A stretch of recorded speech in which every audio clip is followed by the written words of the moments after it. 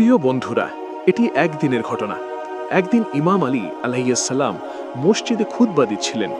লোকজন গভীর মনোযোগ ও নীরবতার সাথে তার কথা শুনছিল।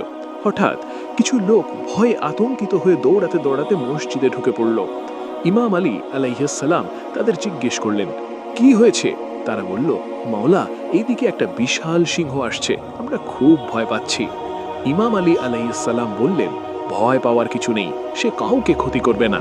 ঠিক সেই সময় এক বিশাল সিংহ সবার সামনে এসে উপস্থিত হলো, কিন্তু সে কাউকে আক্রমণ করলো না, বরং সোজা ইমাম আলী আলাইহিস সালামের কাছে গিয়ে তার পায়ের কাছে মাথা রেখে দিল।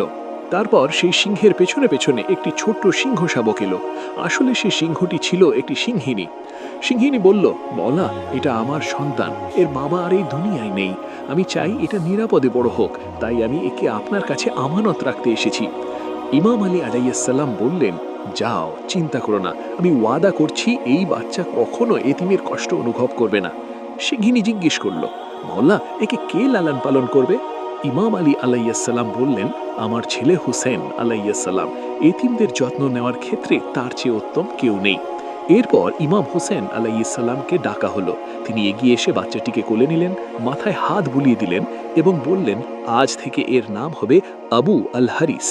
সিংহিনী সন্তুষ্ট হয়ে ফিরে গেল, আর সেই শাবকটি ইমাম হুসেন আলাইহিস সালামের সঙ্গে বড় হতে লাগলো, যেন সে নিজের ঘর পেয়ে গেছে। সময় যেতে লাগলো, আবু আল হারিস বড় ও শক্তিশালী হয়ে উঠল। যেখানে যেখানে ইমাম হুসেন আলাইহিস সালাম যেতেন, সে সঙ্গেই থাকত। সে আর শুধু একটি পশু ছিল না, বরং ইমামের সঙ্গী ও বিশ্বাস্ত বন্ধু হয়ে উঠেছিল। কিন্তু সময়ের সঙ্গে সঙ্গে মানুষের ভয় বাড়তে লাগলো। আবু আল হারিস অনেক বড় ও ভয়ঙ্কর দেখাতে লাগলো। একদিন কিছু লোক ইমাম আলী আলাইহিস সালামের কাছে এসে বলল, হে আলী, হোসেনের সঙ্গে যে সিংহ থাকে সে এখন খুব বড় হয়ে গেছে, আমরা ভয় পাচ্ছি যদি সে কাউকে ক্ষতি করে ফেলে। ইমাম আলী আলাইহিস সালাম বিষয়টি বুঝে ইমাম হুসেন আলাইহিস সালামকে বললেন, বাছা হুসেন, মানুষ ভয় পাচ্ছে, আমার পরামর্শ হলো তাকে আজাদ করে দাও। ইমাম হুসেন আলাইহিস সালাম মাথা নত করলেন, চোখে পানি এসে গেল।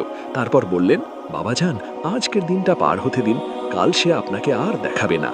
রাতে তিনি তাহাজ্জুদ নামাজ পড়লেন এবং সকালে আবু আল হারিসকে সব কথা খুলে বললেন।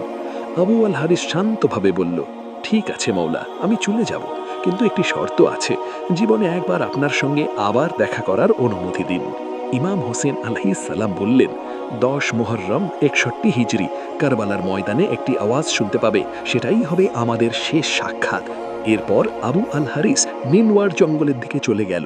বছর কেটে গেল, এলো আশুরার দিন। ইমাম হোসেন শহীদ হলেন। ইয়াজিদের সেনারা তার পবিত্র দেহের উপর ঘোড়া চালাতে চাইল। বিবি ফিজ্জা জঙ্গলের দিকে মুখ করে ডাকলেন, হে আবু আল হারিস, তোমার মওলার ওয়ালার দিন এসে আছে। কিছুক্ষণের মধ্যে আবু আল হারিস গর্জন করতে করতে উপস্থিত হলো। সে এসে ইমাম হোসেনের পবিত্র দেহের পাশে বসে পড়ল। কেউ আর সামনে এগোতে সাহস পেল না। ঘোড়াগুলো ভয়ে পিছিয়ে গেল। আবু আল হারিস ইমামের দেহ পাহারা দিতে লাগলো। পরে ইমাম জাইনুল আবদিনের নির্দেশে বিবি ফিজ্জা তাকে বললেন, এখন তুমি চলে যাও, তুমি তোমার ওয়াফার হক আদায় করে ফেলেছ। আবু আল হারিস শেষবারের মতো সজদা করে ধীরে ধীরে কারবালা ছেড়ে চলে গেল। প্রিয় বন্ধুরা, এই ঘটনাটি কোরআন বা সহিহ হাদিসে প্রমাণিত নয়। এটি একটি লোককথা বা জনশ্রুতি, যা ইমাম হুসেন আলাইহিস সালামের প্রতি ভালোবাসা ও ভক্তির প্রকাশ হিসেবে বর্ণনা করা হয়। আমাদের উদ্দেশ্য এটিকে ইতিহাস হিসেবে নয়, বরং হুসেনের প্রতি ভালোবাসার এক নিদর্শন হিসেবে তুলে ধরা।